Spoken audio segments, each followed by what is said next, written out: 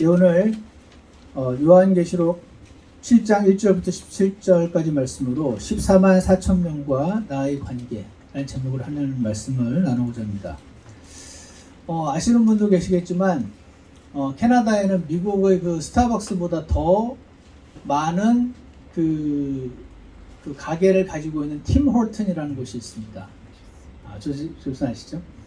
그 팀 호튼이나 그 스타벅스의 그 백색 소음을 저는 좋아해서 거기서 말씀을 준비하기도 하고 말씀을 묵상하기도 하고 저희 집 바로 옆에 있었기 때문에 자주 갔었는데 거기에 이렇게 말씀을 열심히 준비하고 있으면 가끔씩 어떤 분들이 저를 건드리십니다. 툭툭툭. 여호와의 증인들이시죠. 그래서 저에게 어떤 아주머니가 그분들은 성서라고 그러시더라고요. 지금 성서 공부하고 계시냐고 제가 말씀 주는 걸 봤으니까 성서 공부하고 계시냐 그러면서 여러 가지 말씀을 묻는데 제가 예전에는 이제 맞서 싸웠지만 그때 당시만 해도 네 하고 이제 돌려보내는데 간혹가다 계속 말을 걸어오시는 분들이 계셔가지고 하루는 아주머니 14만 4천 명 안에 들어가셨어요? 제가 이렇게 물었습니다. 조금은 공격적으로 물었습니다. 아주머니가 잠시 당황하셨습니다. 그리고 어느 집 하세요? 그랬습니다. 아주머니 두 번째로 당황하시고 그래서 저희 질문에서 내공이 느껴졌던지 전화번호와 주소를 어떻게든 알아내서 전화번호 주소를 줬습니다. 왜냐면 그분들을 신세계 역본이라는 성경을 공짜로 주기 때문에 보내달라고. 지금도 그들은 그 14만 4천 명 안에 들어가고자 얼마나 많은 열심을 부리고 있는지 몰라요. 근데 문제는 이미 그들의 숫자가 14만 4천 명을 넘었다는 것입니다. 그래서 지금은 새로운 교리가 나와 있습니다.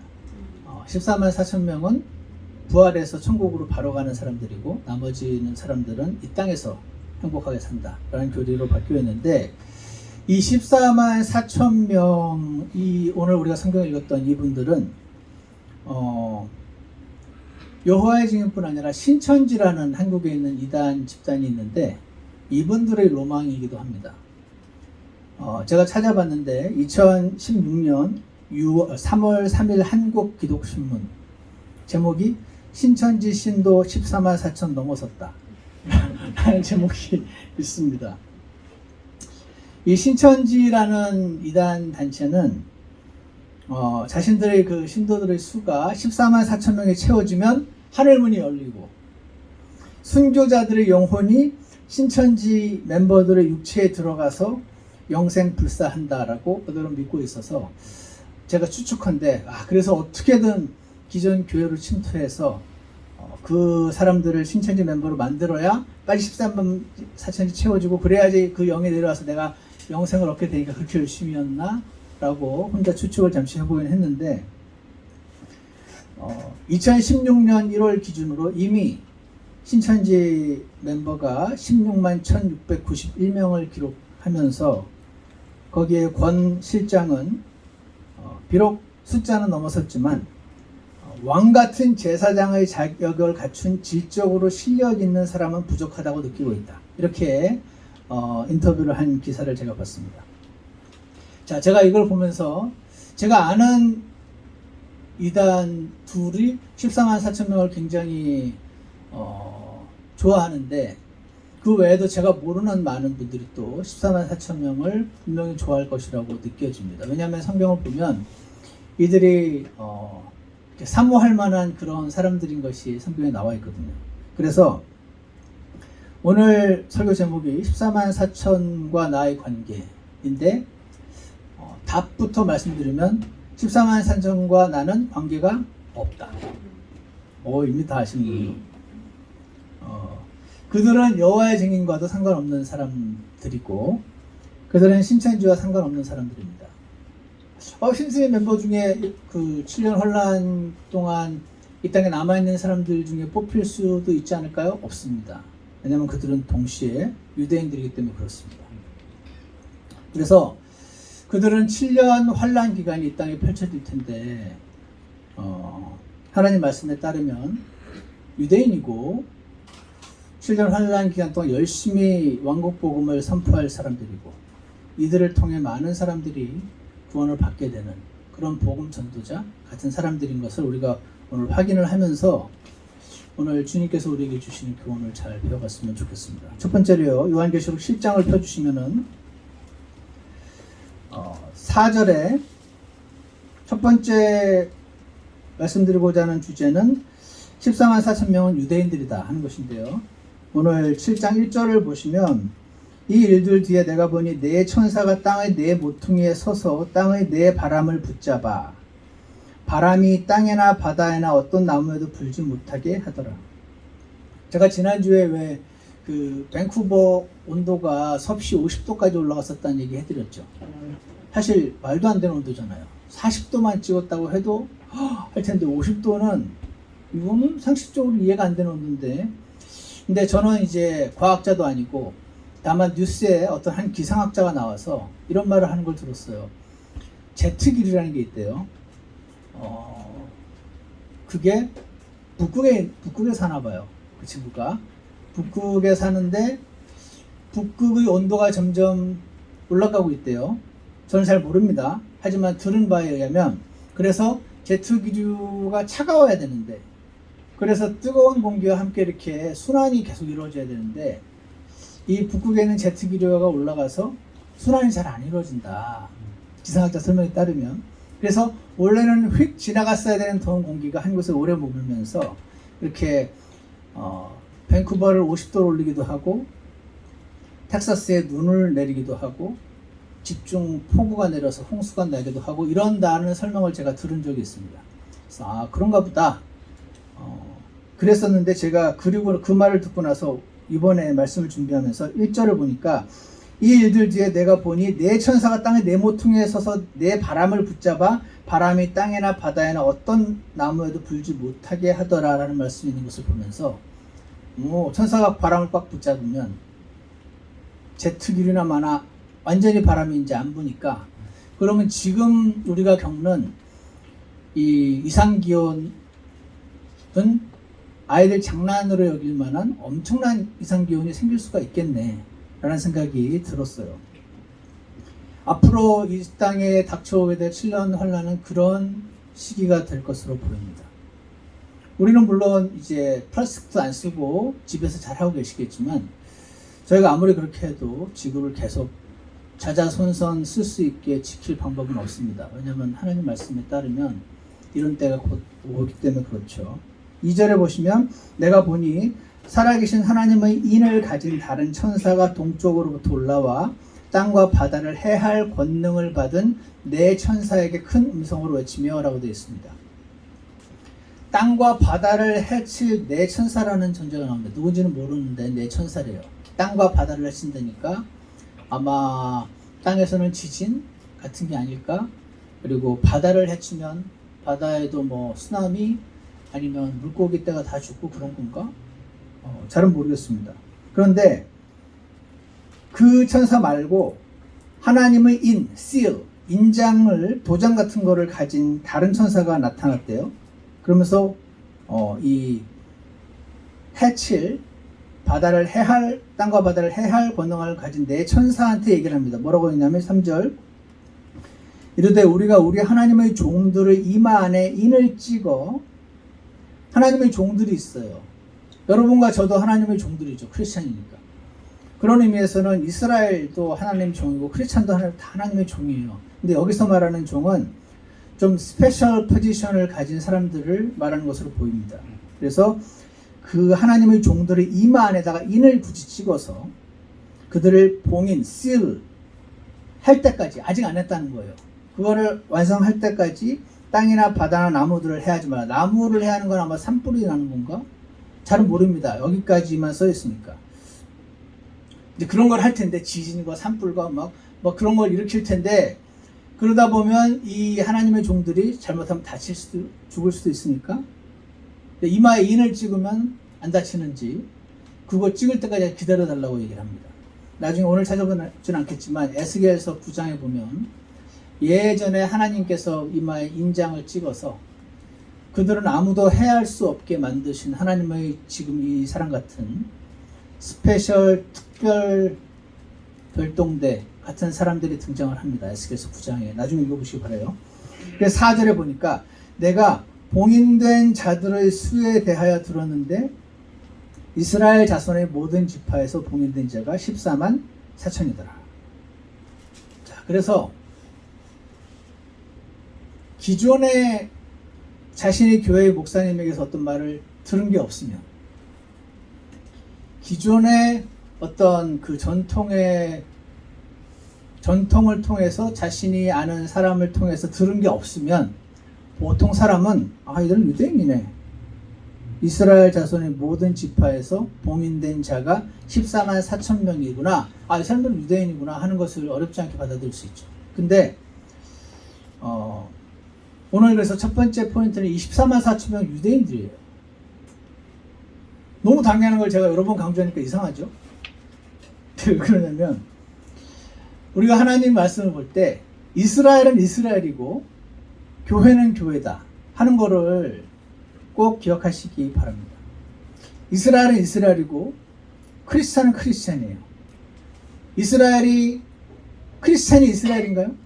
아니죠. 영적인 이스라엘인가요? 아닙니다.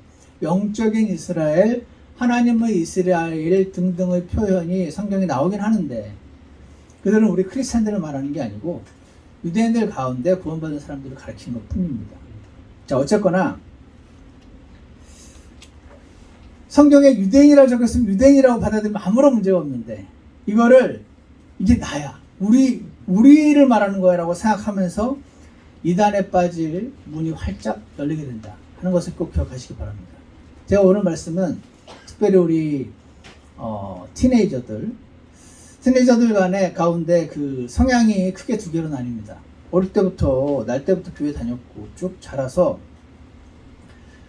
대학교를 가서도 당연히 한눈 팔지 않고 하나님에게만 열중하고 교회 생활을 열심히 하는 친구들이 있는가 하면 어떤 친구들은 어느 게 좋다나 보다를 떠나서 내가 그냥 너무 엄마 아빠 손에 이끌려서 간 교회의 가르침을 맹목적으로 받아들인 건 아닐까? 이게 진짜인지 어떻게 알지? 무슨 근거로 하는 거야? 난 좀 확인하고 싶은데? 이런 친구들이 있을 수가 있습니다. 이건 성향에 따라 다른 것일 뿐입니다.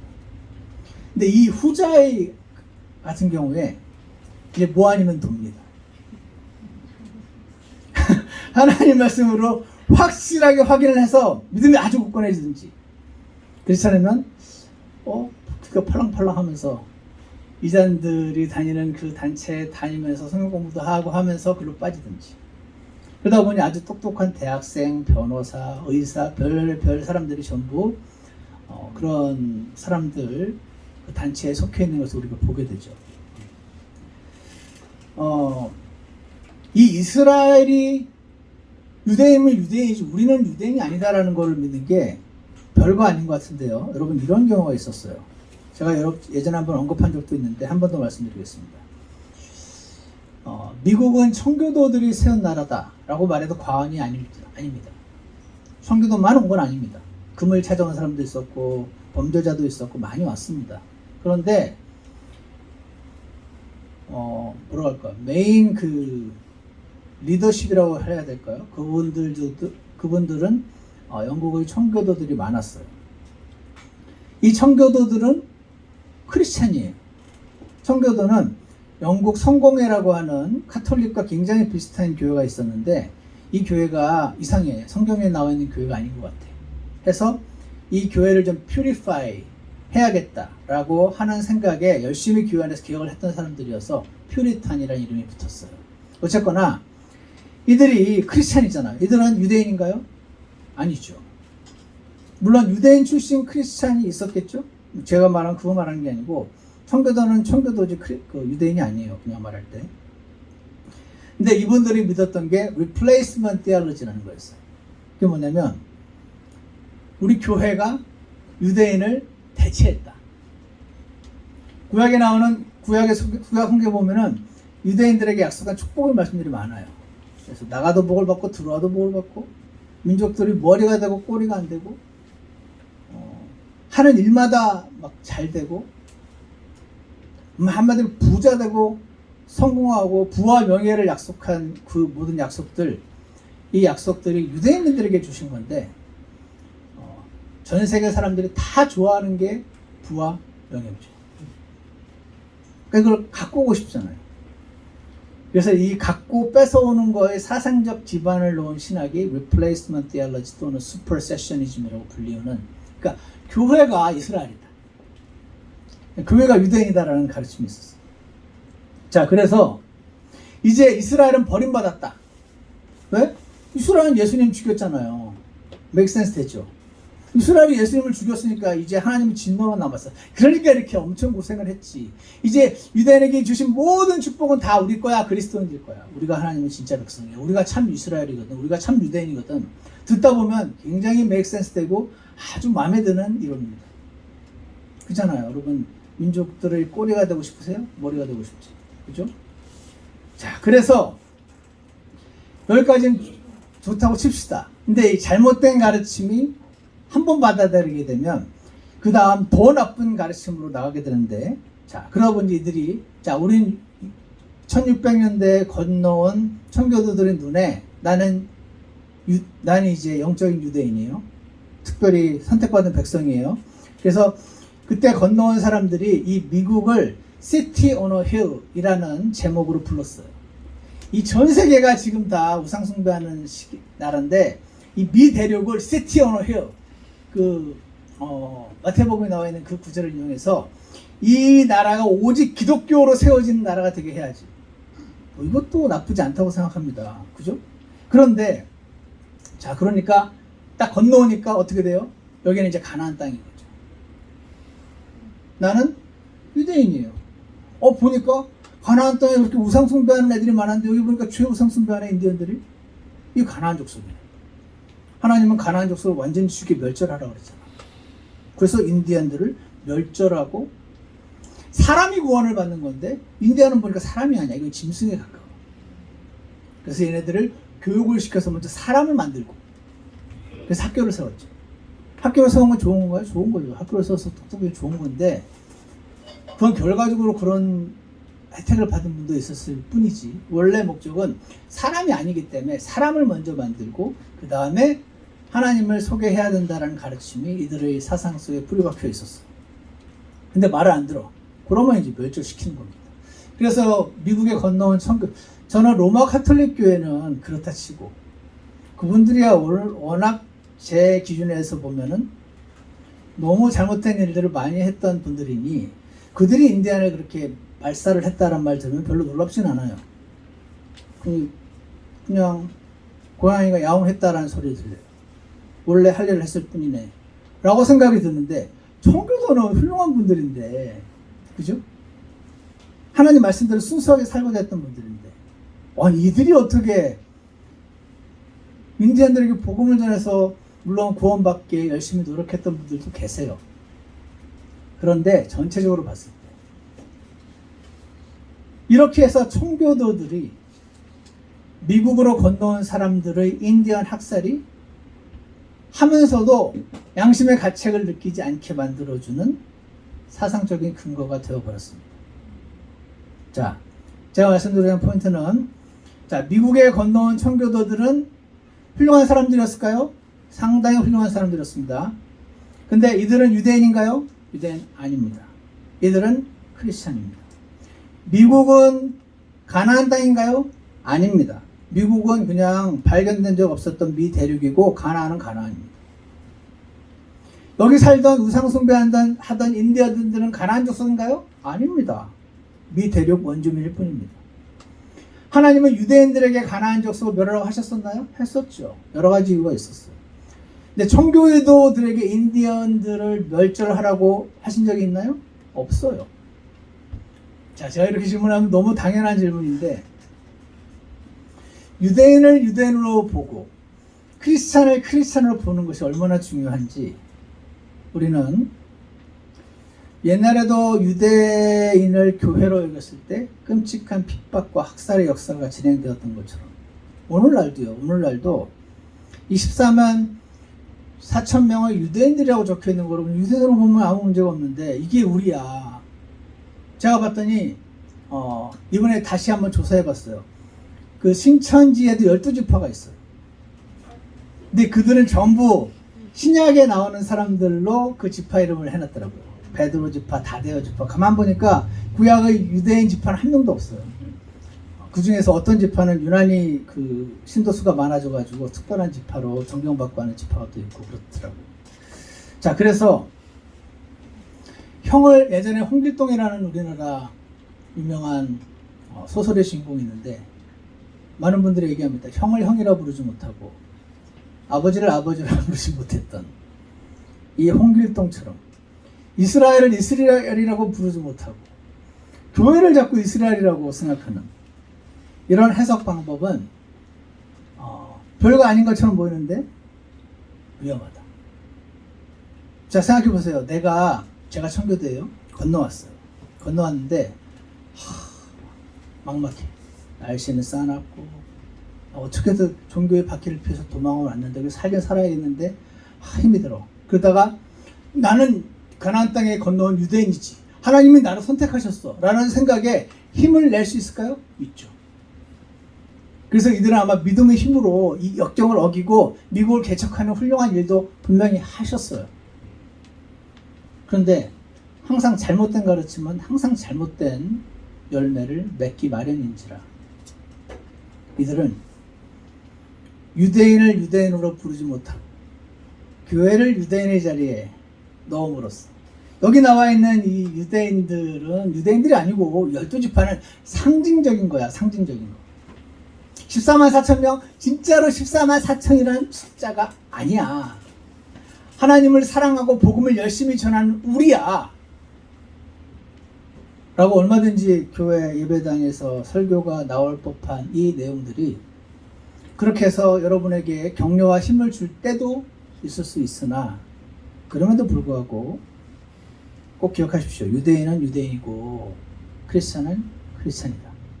그래서 여기 유대인 12지파라고 되어 있는데 이거를 내가 이 대환란에 들어가서 이렇게 여기에 뽑혀야지 라고 하는 생각은 그 사람을 주님을 위한 열성을 내게 만드는데 좋게 사용될 수도 있지만 안 그럴 가능성이 아주 높다 하는 것을 기억하십시오.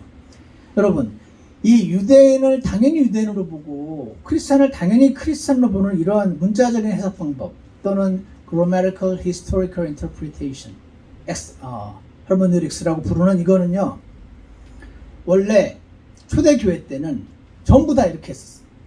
약 AD 320년경이 될 때까지 전부 다 이렇게 했어요. 그런데 오리겐이라는 초대교회 AD 200년경, 100년, 200년경 살았던 그 오리겐이라고 하는 아주 유명하고 똑똑한 천재적인 처치 파더라고 불리는 사람이 있는데 이 사람이 그리스 철학을 너무 좋아했어요. 심취했죠. 여러분 그리스 신화를 보면 신들이 인간보다 못한 행동들을 엄청 많이 합니다.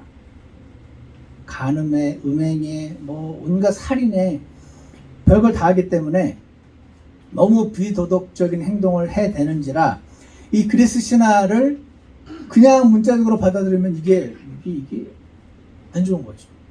애들 교육이 나빠요. 그래서 어떻게? spiritualize 하기 시작했습니다. 그래서 여기서 이렇게 죽인 건 사실 죽인 게 아니고 이런 거야 라는 식으로 spiritualizing 하는 게 유행했어요. 근데 그리스 신화 안에서는 그렇게 해도 상관없는데 이 그리스 신화를 그리스 철학을 너무 좋아했던 오리겐이 이 해석 방법을 기독교 안으로 가지고 들어온 거죠. 그래서 여기서 말한 이스라엘은 이스라엘이 아니야. 사실은 교회야. 요새 말하는 14만 4천만은 14만 4천이 아니야. 사실은 우리 하나님을 사랑하는 이 사람들이지 라는 spiritualizing 또는 allegorical interpretation 방법이 들어왔어요.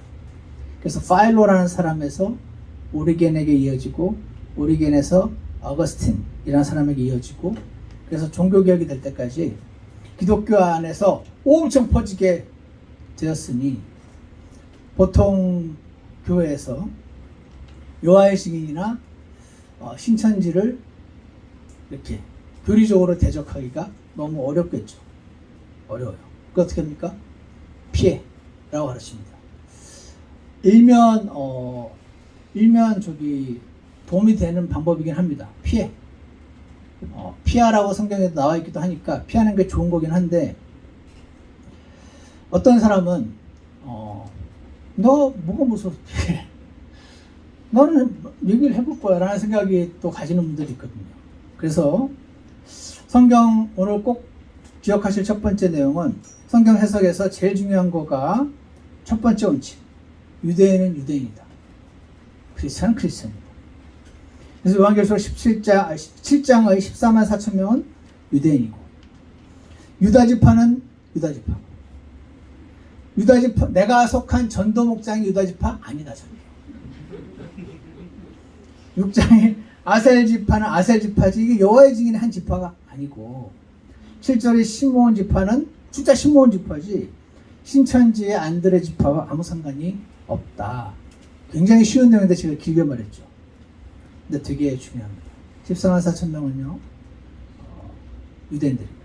두 번째는요, 7장 3절을 보시면, 우리가 우리 하나님의 종들을 이마 안에 인을 찍어 그들을 봉인할 때까지 땅이나 바다나 나무들을 해하지 말라라는 말씀이 나오죠.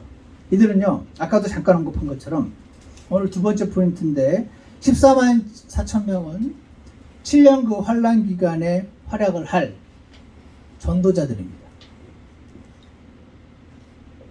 이들은요, 특별히 뽑힌 사람들입니다. 반장처럼. 이 반장의 수고로 반원들이 혜택을 입듯이 이 14만 4천 명의 수고로 대환란 기간 동안에 많은 사람들이 주님께로 돌아오게 됩니다. 요한계시록 14장을 한번 넘겨주시기 바랍니다. 14장을 한번 같이 읽어보겠습니다. 14장에 4절 보시면 함께 읽어보겠습니다. 시작. 이들은 여자들과 더불어 자신을 더럽히지 않은 자들이니 그들은 처녀들입니다. 이들은 어린 양께서 가시는 대로 그분을 따라가는 자들이며 사람들 가운데서 구속을 받아 하나님과 어린 양께 첫 열매가 된 자들이더라. 그들의 입에서 5절, 그들의 입에서 교활함을 찾을 수 없었으니 그들은 하나님의 왕자 앞에서 잘못이 없도다. 자, 이런 구절 때문에 많은 제가 아는 지방교회, 워치맨이 위트니스를 따른 지방교회 분들도 이들에게 속하고 싶어 하세요. 그래서 어린 양께서 가시는 대로 그분을 절대적으로 순종하는 사람들에 들어가고자 정말 헌신하고 열심히 하시는 분들 제가 많이 만나봤었습니다. 사람들 가운데 구속받은 자들이죠. 여자와 더불어 자신을 더럽히지 않은 자들이라고 되어 있죠.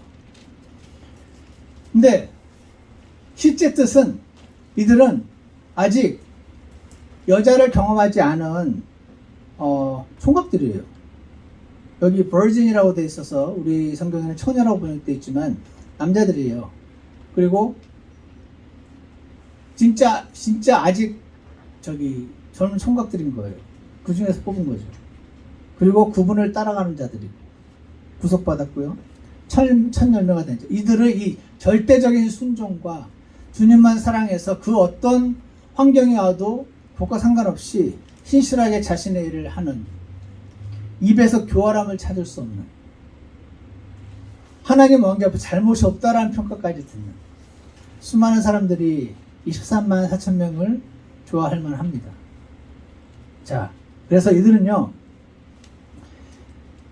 그런데 특별히 뽑혀서 예수님을 전해서 많은 사람들을 구원하게 할 자들인지 어떻게 아냐면 그 다음번에 있는데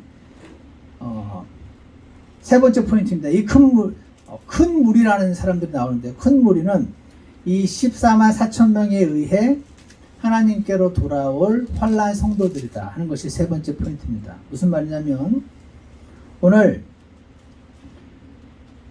요한계시록 7장 8절을 보시면 스불론 지파에서 봉인된 자가 12,000이요 요셉 지파에서 봉인된 자가 12,000, 베냐민 지파 12,000이라. 일 뒤에 내가 보니 보라, 아무도 능히 셀 수 없는 큰 무리 곧 모든 민족과 족속과 백성과 언어에서 나온 큰 무리가 흰 예복을 입고, 그래서 왜 예전에 그 다미성교회 같은 데 보면은 하얀 옷 입고 이렇게 모여서 박수를 치는 이유가 아마도 이 흰 예복 때문이라고 저는 생각을 합니다. 흰 예복을 입고 종려나무 가지를 들고, 종려나무 가지는 우리나라에서 구하기가 힘든지 아무도 안 들고 있었어요. 옛날에 TV에 나오는 화면 보면 왕주 앞과 어린 양 앞에 서 있더라. 이 말씀이 8절과 9절에 이렇게 바로 이제 그냥 8절과 9절이니까 이 14만 4천 명이 이 흰 예복을 입고 종려나무를 가지고 어린 양 앞에 서 있고 한 사람으로 오해하기가 쉽습니다. 근데 이들은 다른 사람들이다 하는 것인데 왜 그러냐면요. 8절까지가 12,000명씩 곱하기 12에서 14만 4천 명의 유대인들인 거고, 그 다음에 이들이 7년 환란 내도록 돌아다니면서 왕국복음을 전해서 구원받을 환란 성도들이 9절이에요. 큰 무리, 모든 민족과 족속과 백성과 언어에서 나왔다니까 이들은 유대인들이 아니죠. 각 나라에서 이 14만 4천 명 유대인들의 복음 전도를 듣고 구원받을 환란 성도들이죠. 왜 그러냐면요, 7장 1절에 보세요.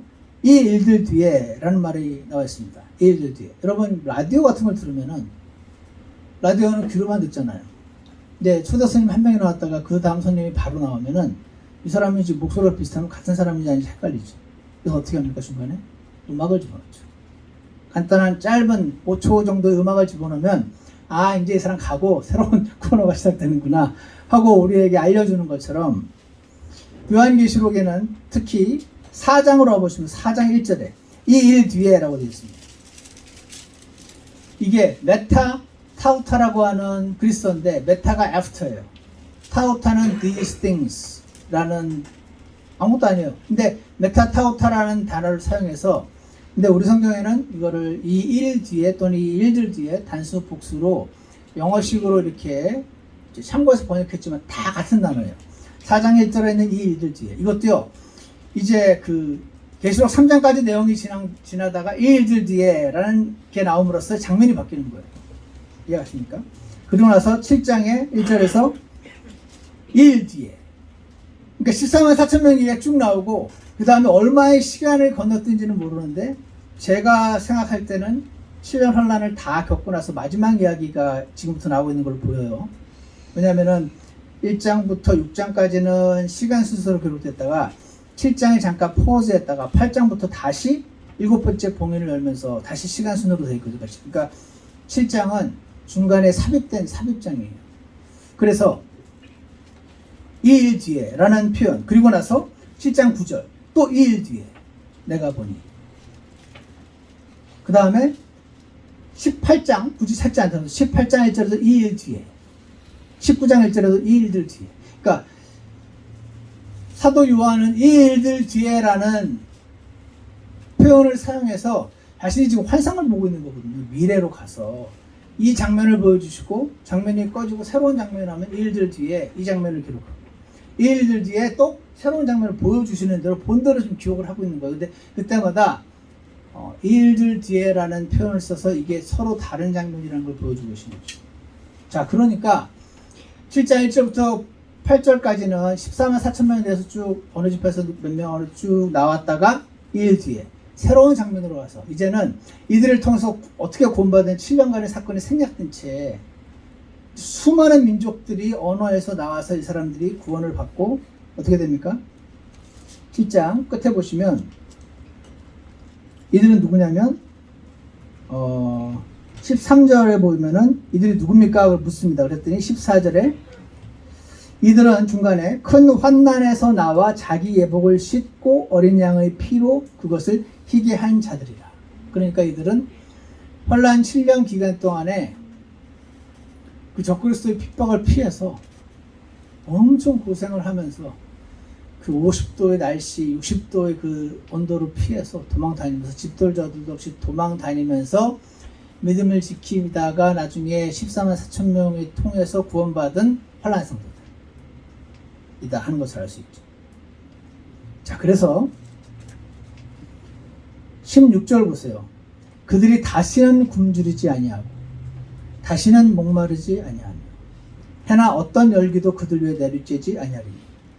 아까 1절에 그 바람을 붙잡으면 온도 기온의 그 이상기온이 생겨서 밴쿠버 50도 같은 현상이 일어난다는 걸 제가 최근에 경험을 한지라 1절 이후에 16절에 나와 있는 이 어떤 열기도 내리쬐지 않는다는 표현이 눈에 쏙 들어오더라고요. 여러분, 여러분과 제가 만약에 오늘 죽었어요. 하나님께 갔어요. 그럼 우리 자매 형제님들 그동안 고생하면서 주님 섬긴 거, 아내에게 핍박받은 거 나 다 안다. 그러면서 눈물을 닦아주시고 위로해 주실까요? 위로해 주시죠. 그죠? 근데 여기서 말하는 7장 16절에서 다시는 목마르지 않고 해나 어떤 열기도 내리쬐지 않고, 이들은 지금 막 7년 환란 기간 동안에 구원받은 그 사람들이에요. 이해가십니까? 그러면서 어떻게 돼요? 17절, 왕자의 한가운데 계시는 어린 양께서 그들을 먹이시고 살아있는 물 샘들로 그들을 인도하시고 하나님께서 그들의 눈에서 모든 눈물을 닦아주시라. 이 말씀으로 많은 분들이 은혜를 받습니다. 예수님께서 우리가 주님을 만나게 되면 눈물을 닦아주실 것인가? 저는 아멘. 맞다고 생각합니다. 근데 여기에서 말하는 이 눈물을 닦아준 이들은 여러분과 제가 아닙니다. 그러니까 right doctrine from the wrong text인 거죠. 주님이 우리 눈물을 닦아주실 것은 다른 성경 구절을 통해서 봤을 때 맞는데 from the wrong text, 이 본문에서 말하는 이들은 혼란 기간을 통과하는 고생하는 그들이었다 하는 것을 알 수가 있습니다. 자, 그래서 정리합니다. 14만 4천 명은 유대인들이죠. 14만 4천 명을 유대인들로 믿는 건 너무 쉬워요. 그렇게 적혀 있잖아. 이걸 아니라고 믿는 게 이제 여러 가지 작업이 들어가야 아니라고 믿게 됩니다. 이들은 두 번째로 7년 환란 기간에 활약할 그 왕국 복음을 전할 유대인 복음 전도자들. 세 번째로 이 큰 무리는 14만 4천 명이 아니고 큰 무리는 이 14만 4천 명에 의해서 하나님께로 돌아올 환란 성도들이다 하는 것을 우리가 잠깐 살펴봤습니다. 자, 그래서요, 제가 이 말씀을 준비하면서 우리 티네이저들이 대학교도 가고 여러 가지 종교를 믿는 친구들을 만나고 그 중에 이단들을 안 만나려는 보장도 없고, 근데 아시겠지만 그 이단들이 다 나쁜 사람들이 아니에요. 오히려 웬만한 기독교인보다 나아요. 착해. 착하고 헌신적이고 희생적이고 막 그래요. 그래서 만나보는 사람들이 다 그럽니다. 나 물건 될까봐, 나 여중 될까봐, 이들이 이단이라는 건 편견 같아. 이런 말들을 많이 하고 우리 팀들이 만날 텐데, 엄마 아빠 교육을 잘 시켜가지고 야, 근처도 가지 마, 말도 섞지 마, 그래가지고 안 할 친구들도 있겠죠. 그럼 상관없어요. 근데 안 그런 친구들도 있거든요. 내가 너무 배운 대로만 믿은 거 아니야? 하는 친구들도 있을 수 있어서 오늘 말씀을 우리가 함께 나눌 필요가 있다고 생각을 했습니다. 여러분, 하나님 말씀은 막 코드와 막 패스워드가 적혀 있는, 막 풀어야만 되는, 겉에 있는 글자는 그냥 아주 그냥 수준 낮은 그런 거고, 사실은 저 깊이 엄청난 금은보화가 묻혀있는, 스피리추얼라이즈를 해야지 알 수 있는 그런 책이 아니고, 단순한 하나님 말씀인데 너무 깊이가 있을 뿐이에요. 그래서 유대인을 형을 형이라 부르고 아버지를 아버지라 부르면 됩니다. 유대인은 유대인이고 크리스찬은 크리스찬이고. 유대인에게 약속하신 모든 축복들 부럽죠? 부러워요. 할 수 없어요. 근데 부럽다고 내 걸로 만드는 꼼수를 부리면 안 됩니다. 그리고 그렇게 그 꼼수가 여러분이 만든 게 아니고 AD 300년 이후로 로마 가톨릭의 대세가 되고 로마 가톨릭에서 나온 종교개혁자들 안에서도 그들이 구원의 복음에 대해서만 봤지 나머지 많은 부분들은 그대로 가지고 나온 게 많아서 지금도 이 요한계시록은 이 예수님 오신 이후로 모든 시대에 다 해당되는 거다. 그래서 1261은 사실은 1260년이고 이거 시작점은 AD 380년이고 380년부터 더하기 1260년 하면 몇 년이고 이때 뭐가 오겠구나, 이런 생각을 했던 분들이 굉장히 넘쳐나는 것이 교회사에 즐비하지만, 여러분 오늘 기억하실 것은 성경을 명예하는 것은 이단이 되는 지름길이다. 유대인은 유대인이고 교회는 교회지, 아무리 여러분의 부흥목장이 좋아도 여기 이 지파는 부흥목장이다 라고 스피리얼라이즈 하지 마시기 바랍니다. 그리고 이렇게 성경을 문자적으로 해석을 해야 교회와 이스라엘을 구분하게 됩니다. 성경을 문자적으로 해석한다는 것은 무조건 문자로만 이해한다는 건 아닙니다. 예를 들어서 예수님이 나는 문이요. 예수님 문짝이야? 손잡이는 어딨어? 이렇게 접근하지 않죠. 아무도. 나는 문이요라고 말할 때 문자적 해석을 한 figure of speech, 이게 지금 운율법인지 직유법인지 과장법인지 다 고려하는 것이 문자적인 해석이지 무조건 우든 나무처럼 딱딱한 그런 건 아니다 하는 것을 기억하시고요. 성경을 샅샅이 살피라는 오늘 말씀처럼 성경을 샅샅이 살피시고 하면 24만 4천 명과 이 무수한 사람들은 서로 다른 그룹이구나 하는 것을 알 수 있게 되고, 그리고 24만 4천 명이 천열매라는 그 표현이 나오죠. 여러분 햇밤이 언제 나오죠? 언제? 8월? 하여튼 조만간 햇밤이 나올 거예요. 햇밤이 나오면 사람들이 엄청 좋아하면서 햇밤 맛있다고 사 먹죠. 그럼 다 알죠. 햇밤이 이제 나왔으니까 한 달쯤 지나면 밤 엄청 나오겠네. 알죠. 햇밤이 천열매인 거예요. 이들이 천열매란 말은 이들과 비슷한 사람들이 앞으로 엄청 많이 올 거라는 그냥 지표 같은 것입니다. 이 대환란 기간, 저는 이 성경 말씀 볼수록 16절에 그들이 다시는 굶주리지 않는데요. 아이들, 그러니까 대환란 기간은 굶주리게 되는구나. 다시는 목마르지, 그 목도 마르게 되나 보네. 다시는 굶주리지 않게 해줄게. 그러면 지금까지 굶주렸다는 소리고, 다시는 목마르지 않게 지금까지 목마랐다는 소리잖아요. 어떤 열기도 그들 위해 내리쬐지 않게 해주신다는 거죠. 엄청 막 50도가 아니라 60도, 70도까지 올라가나 보네. 그래서 그걸로 엄청 고생을 했던, 그거를 하지 않게 해줬다는 말을 볼 때 이 7년 환란 기간은 웬만하면 안 들어갈 수 있으면 안 들어가야 되는 기간이라고 저는 생각이 듭니다. 그러나 하나님의 은혜로 그 환란이 오기 전에 성경에 보면 이 기간을 wrath, 하나님의 진노라고 표현합니다. 이 진노로부터 우리를 건지셨다는 데살로니가전서 1장과 5장 말씀에 따라서 크리스찬들은 이 환란 기간을 통과하지 않고 주님이 데려가신다는 것이 저는 성경적인 교리라고 믿습니다. 그래서 저는 여기 통과하지 않게 해주셔서 감사합니다. 근데 우리만 좋아하면 되나요?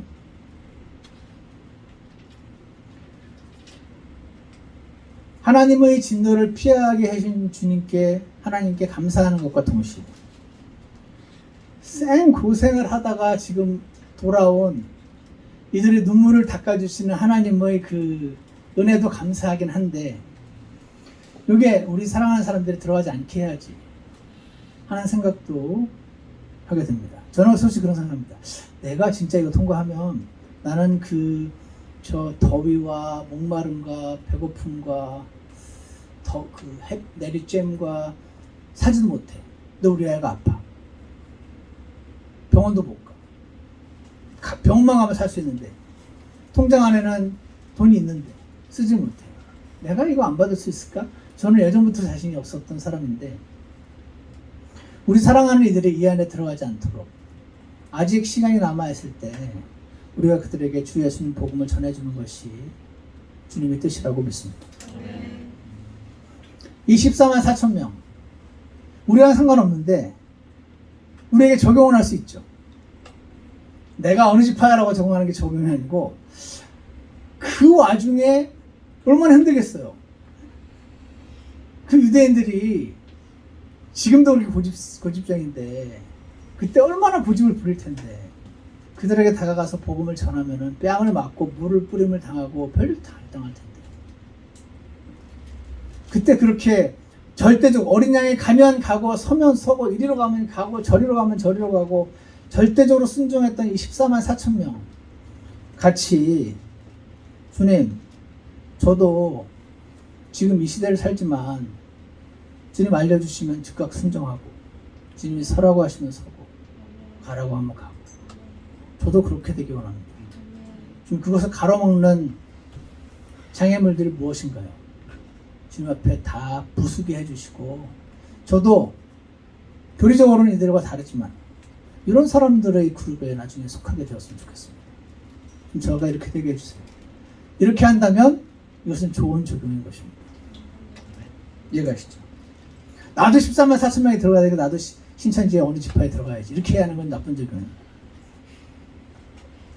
고통받다가 하늘로 온 이들의 눈물을 닦아주시는 하나님을 우리가 만나게 될 날이 올 텐데, 그때까지 주님을 신실하게 섬기시고 우리 사랑하는 이들에게 복음을 전하고, 사랑하고 좀 마음에 안 드는 그들에게도 좀 전해주고, 주 예수 모실 때까지 주님을 증거하고 그 증거로 주님을 기쁘시게 했다고 은혜를 많이 받는 저와 여러분 되었으면 좋겠습니다. 기도하겠습니다. 선하신 하나님 아버지, 요한계시록을 보면 참 무서운 내용들이 많이 적혀있고, 그래서 많은 사람들이 피하기도 하고, 어떤 사람 또 이 요한계시록을 너무 좋아해서 날짜를 정하고 이 책만 들여다보는 사람도 있다고 합니다. 하나님 아버지, 저희가 기록된 모든 하나님의 말씀을 사랑하는 자들 되게 하시고, 온전한 영으로 하나님 말씀을 잘 살피는 자들 되게 해주시고, 속지 않게 해주시고, 주님의 은혜 가운데 많이 잠겨 있을 수 있게 도와주시옵소서. 이 땅에 온다고 약속하신 시기가 있는데, 믿지 않는 이들은 믿지 않겠지만 그들이 믿고 안 믿고 여부와 상관없이 오게 될 이 시기를 주님, 가능한 우리 사랑하는 이들만이라도 건져낼 수 있도록 주님 축복하여 주시옵소서. 감사를 드리며 예수 그리스도 이름으로 기도드렸습니다. 네. 다 같이 찬송가 맨 마지막 장입니다. 723장 함께 부르시겠습니다.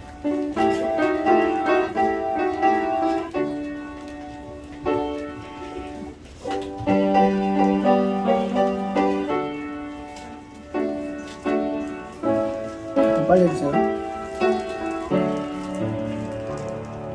봄날 우리 다시 만나 수정한 물가에 보여 천사 영접하는 녀석 주의 왕좌 앞에 있겠네.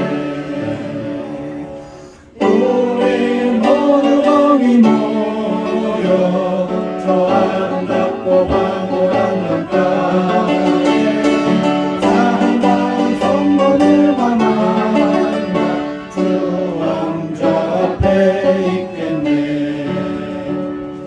주의 왕좌에서부터 강물 흘러다니니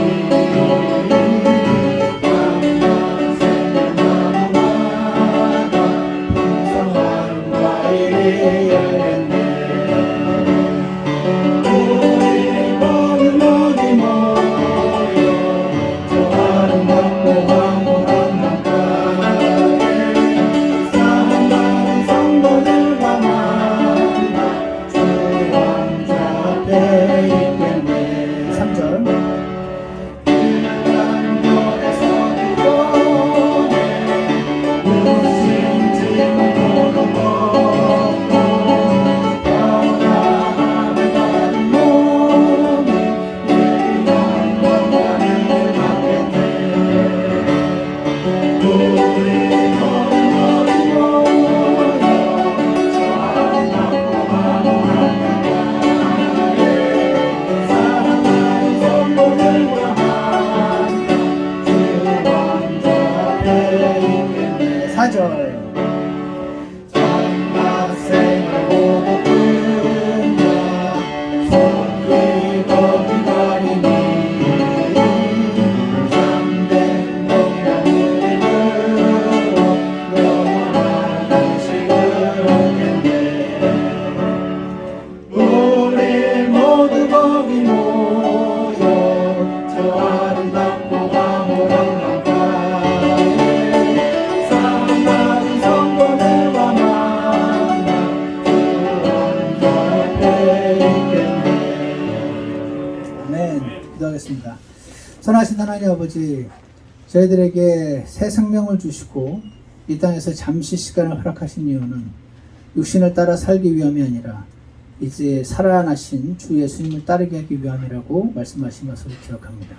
주님, 저희가 이 땅을 살면서 주님이 언제 오실지 모르지만 우리가 언제 적그리스도가 올지를 살피지 않고 주 예수님이 다시 올 날을 기다릴 수 있게 해주셔서 감사합니다. 언제 적그리스도가 짐승의 표를 들고 올지 살필 필요 없이 주 예수님의 다시 오심만 바라보면 되게 해주셔서 감사드리니 지금 저희가 그때가 올 때까지 이 귀한 복음을